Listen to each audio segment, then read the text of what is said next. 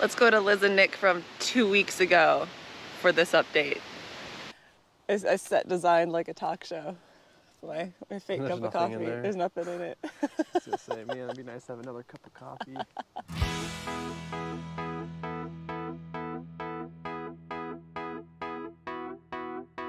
Hello, I'm Nick.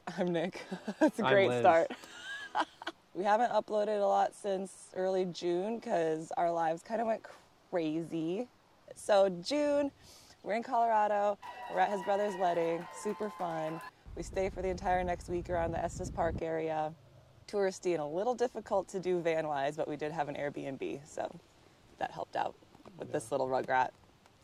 This is a cat, not a child, by the way. We had to wait so I could play this show in Nebraska before we went back to Iowa. When we got to Nebraska, and we stayed at a wilderness management area. So if you're in the Midwest, you're not staying on BLM land or Forest Service land. It's all wilderness management areas. They're all 14-day limits for hunting and all that kind of stuff. But in the summertime, there's not really hunting or too much going on there. So we had this entire field / prairie all to ourselves. It was insanely hot in Scottsbluff, Nebraska. So we got a shitty hotel room at the Super 8 so Gravy could hang out in there while we were doing show stuff. Played the gig, everything was good. The next morning, we took COVID tests because Nick was feeling kind of shitty and I was negative and he was positive. Test positive for COVID on the way back home. Liz drives like 12 hours straight from Scottsbluff, Nebraska to my hometown in Iowa. But I just sat in the back on the bed of the van the entire time and watched like every single episode of multiple shows on Netflix, Amazon Prime, pretty much everything. It was great, 12 hours for me, probably not for her, but I was also dying of COVID at the time. While we were in Iowa, I slept in a basement for 10 days. Yeah, we followed the full CDC moment. Like, we even took tests before your brother's wedding. We took tests before I played that show. And we were all negative, and then woke up one morning and he had it, and I never got it. Yeah, but van life, all things considered, the only hiccup was getting to Scottsbluff, and it was 90 degrees during the day, so we couldn't camp anywhere, so we had to get a hotel, which ended up working out. I mean, being sick-ish at that time, wasn't sure what I had yet, but it was nice to be in a hotel. It was like, how much was it? Like $100 a night? Yeah, it was pretty cheap. The cheapest one we could find. Cheapest you could find in Scottsbluff, Nebraska in a pinch, that's for sure. But that stuff happens. You have to be prepared for, staying at a hotel if it's too hot, or driving really far into the night so that it's dark and like you're still sleeping at 70-degree temps. Just pretty difficult. So we got to Iowa, which was the plan anyway. We were going to spend the majority of June in Iowa. But we weren't planning on COVID, and then his family had some health stuff going on that luckily we were around for and helped out there. And then I did some kayaking while he was sick and felt bad about it, but I did. And then the next weekend after he was cleared to go, he went to Northeast Iowa and did a bachelor party. So we just kind of like parked it at his parents' house and essentially lived there for a couple weeks while all this was going on. So. Yeah. Thanks, Mike and Peggy. Then 4th of July, I went to Ohio, Cincinnati, which is where we always go for 4th of July. Hung out with my brother's family, which was super fun. Now, based truly on just weather alone, we're in the Upper Peninsula of Michigan.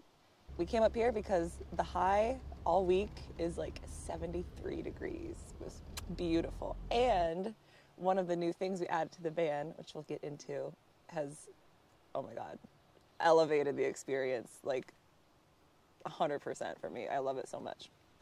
This has been a total game changer because it is very buggy where we're at right now. Yeah, let's show them the back too. So Bugwall's the company, and all we had to do was take one measurement, and they custom made this for us. So there's one on the sliding door in the back and one back here, obviously.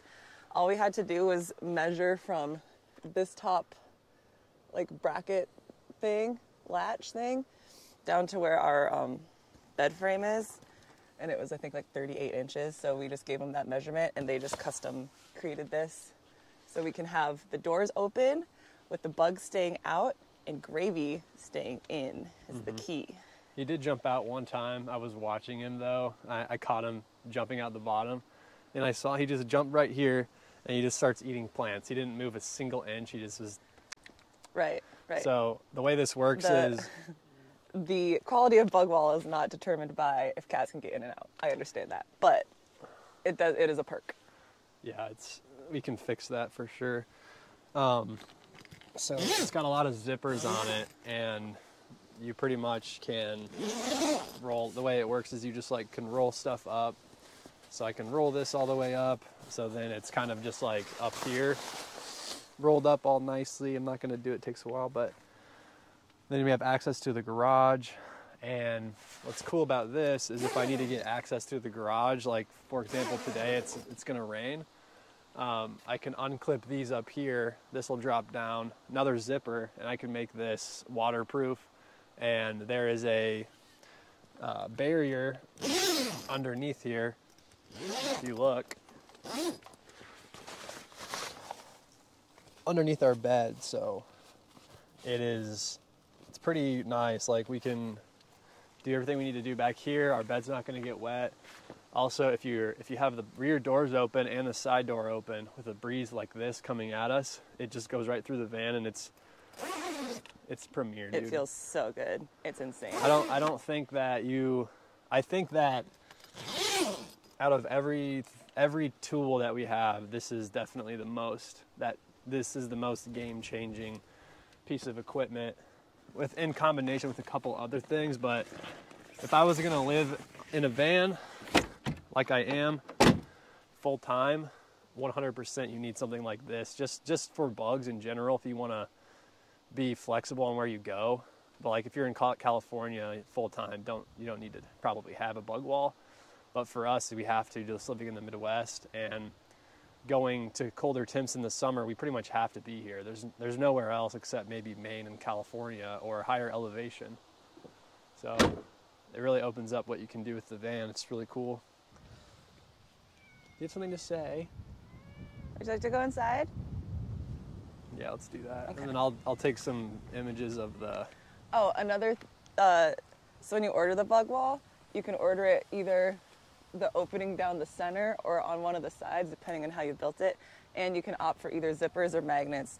We opted for zippers because Gravy can't poke his way through a zipper yet. He's trying.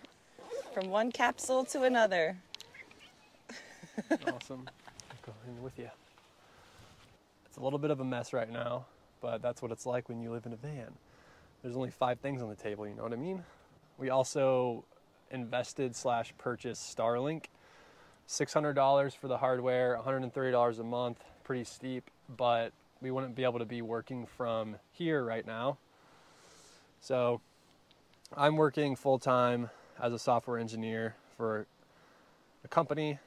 We've got Starlink plugged in, using the Jackery right now. I still need to do the AC outlets for the van and finish up this whole area. That's our last real thing to do, is just finish this cabinet. But the cable runs out here, goes up. Right now it's on top of the van because we've got pretty good clearance. But we just throw it up on top of there, and that pretty much allows me to work full time, 9 to 5 every single day, with really hardly any downtime, which is awesome. Cellular service is okay, but it just kind of goes in and out, and we wouldn't really be able to work from here. I don't think, even with a booster, it's just not ideal.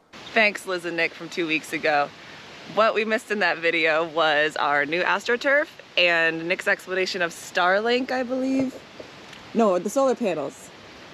Maybe missed a little bit of Starlink. But yes, the 4 main improvements have been solar panels, Starlink, bug wall, AstroTurf. And AstroTurf is just a little cherry on top. But AstroTurf, is that what it's really called? that's like the brand of like the bait grass. Okay, sure, bud. But I'll show you we're not lakefront here, which is unfortunate since we're paying for it. It's not lakefront. Not today. We'll get there. Later but today.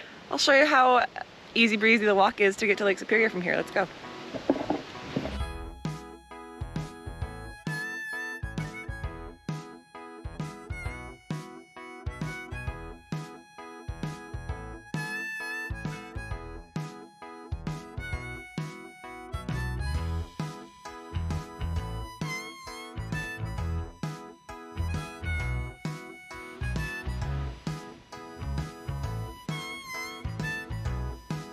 We hung out down there quite a bit the past 2 nights. It's very nice. We have both fallen completely in love with being lakefront on Lake Superior.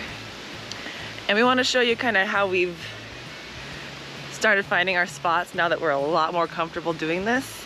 Nick has a great system in place, using a couple different applications. So we're gonna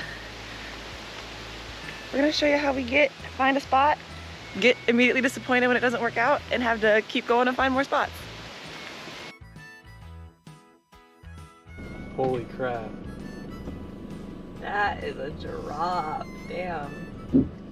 Update, we are on Lake Superior. This is our spot. Honestly, what we need to do is get another mount, have your phone up, and then we'll have me in the left corner, you in the right corner. Hold on tight, Gravy.